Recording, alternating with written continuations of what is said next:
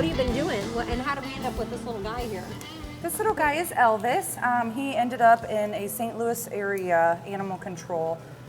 We're not quite sure of his age yet, but he was found as a stray. From what we understand, he had been spotted before kind of roaming the streets.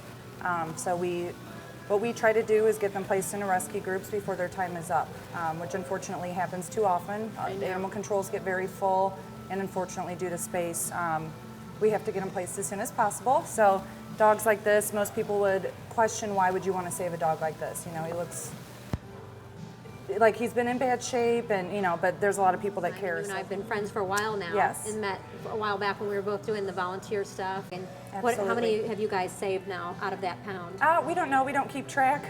Normally, it's kind of difficult because by the time we get one or several saved, there's many more waiting. So we just kind of have to stay rolling and just kind of move on to the next. So, but we have brought down the euthanasia rate from 99% to 1%.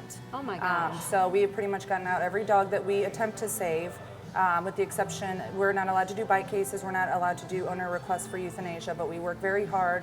We have a huge network of people, whether it's people who will foster temporarily. We have a lot of rescues that support us.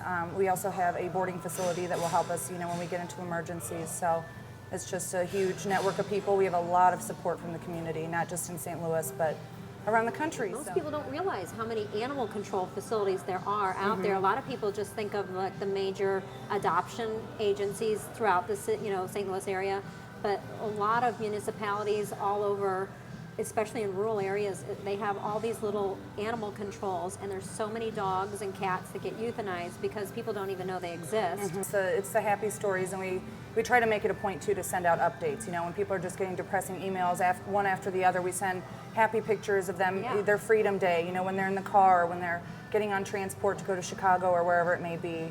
So it's got its ups and downs, but we love the animals. And so you do like a lot of the picture taking. Yes, I do. So you actually can take their picture and put their little stories with it to go out and try to show people these are the dogs and cats that are in such need over here. And I think sometimes people don't really realize, but truly a picture does say so much. And we can say, well, there's a dog in need, but until people really see what you and I can see firsthand and actually see that we really aren't kidding around, that these dogs really, they may have only a day left at the pound.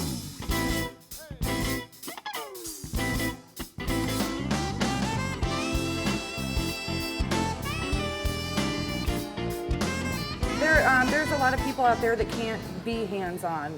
The only way that they can help is by making donations.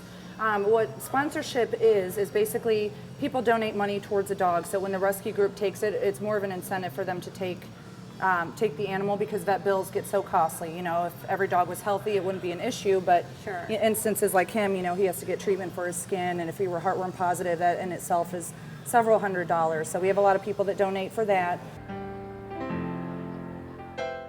We've seen so many of them ending up in the shelters and stuff. They don't know. It's a sad thing, and we're doing our best. I think it's nice to know that we are out here as an advocate trying to tell people there's so many great dogs in the shelters, and it doesn't really matter what breed they are. They just need good homes.